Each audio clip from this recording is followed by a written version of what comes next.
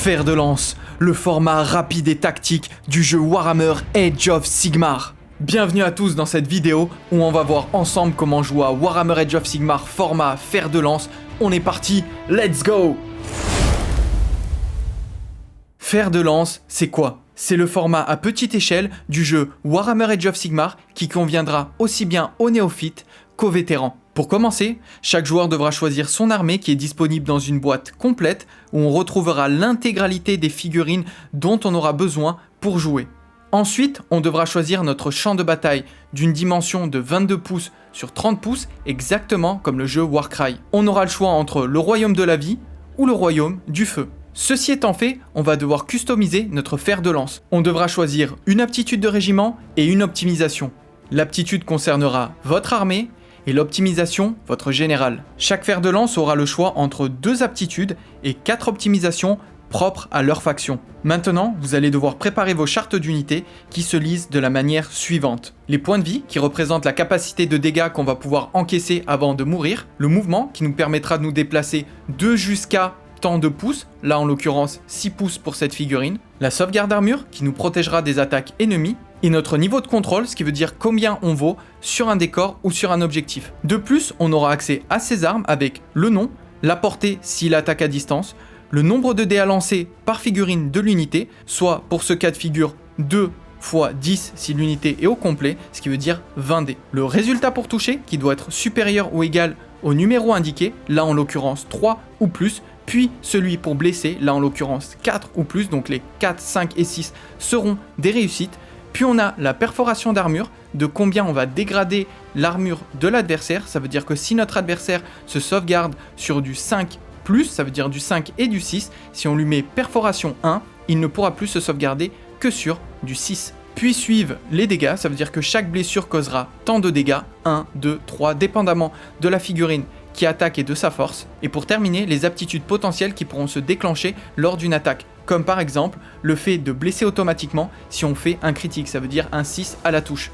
Je tiens à préciser que la portée d'engagement au corps à corps est toujours de 3 pouces, ce qui est également leur portée de contrôle sur les objectifs et sur les décors. On termine avec les aptitudes spécifiques à chaque unité, comme là le tir en cloche qui ajoutera 6 pouces à la portée contre un malus de -1 à la touche. Ce qui veut dire qu'au lieu de toucher sur du 3+, on touchera sur du 4 ou plus, mais on pourra tirer jusqu'à 24 pouces de distance. Et je précise que chaque aptitude a sa propre phase, là en l'occurrence la phase de tir. Avant de passer à la suite, en bas on a les mots-clés qui peuvent nous donner des informations utiles, comme le fait d'être héros, vol, infanterie, renfort, etc. etc. D'ailleurs, petite précision, les unités avec le mot-clé renfort auront ce symbole en haut à droite de leur charte d'unité.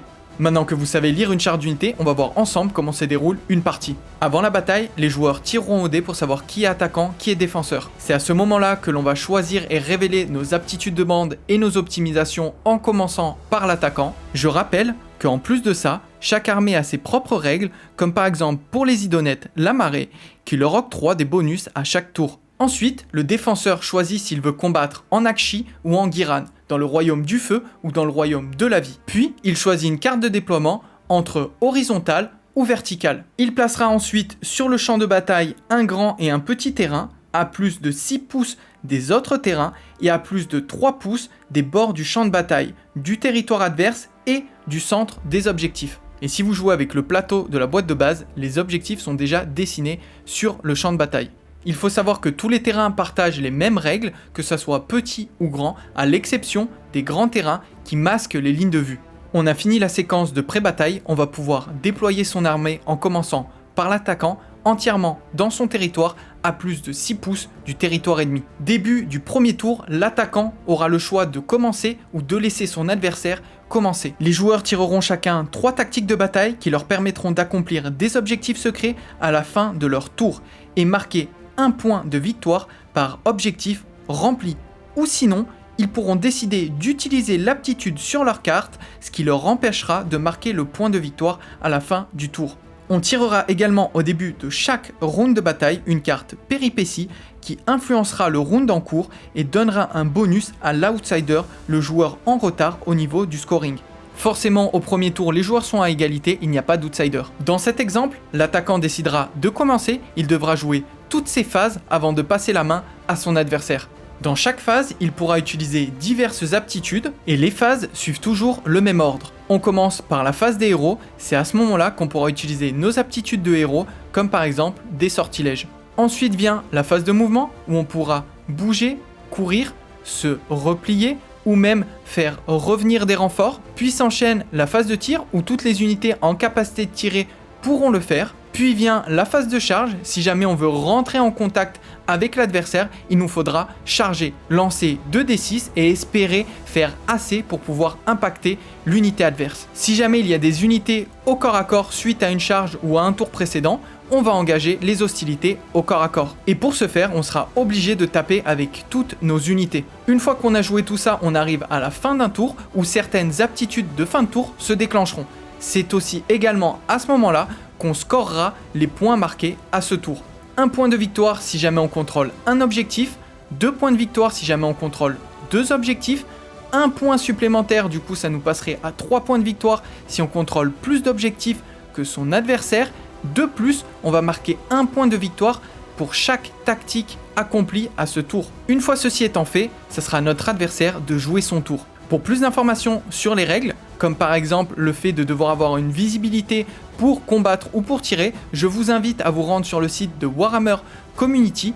Normalement, les règles devront être mises gratuitement sur l'onglet Warhammer Age of Sigmar d'ici quelques jours. Reprenons notre déroulé. Une fois que les 2 joueurs ont joué leur tour complet, on dit que le premier round a été terminé. Dans ce cas, le deuxième round commencera, les 2 joueurs lanceront chacun un dé pour savoir qui a l'initiative lors de ce round.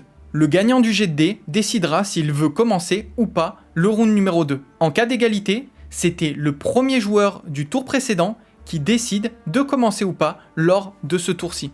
Et si le joueur qui gagne l'initiative a été second joueur lors du round précédent, il va pouvoir exécuter ce qu'on appelle un double tour, mais par contre, il ne pourra pas tirer de cartes tactiques ni cycler son jeu lors de ce round. À l'exception de s'il est l'outsider et s'il y a au moins 5 points d'écart entre les 2 joueurs. Dans ce cas, il pourra piocher ses cartes de début de tour. Une fois l'initiative déterminée, on piochera une nouvelle péripétie qui sera active lors de ce round-ci.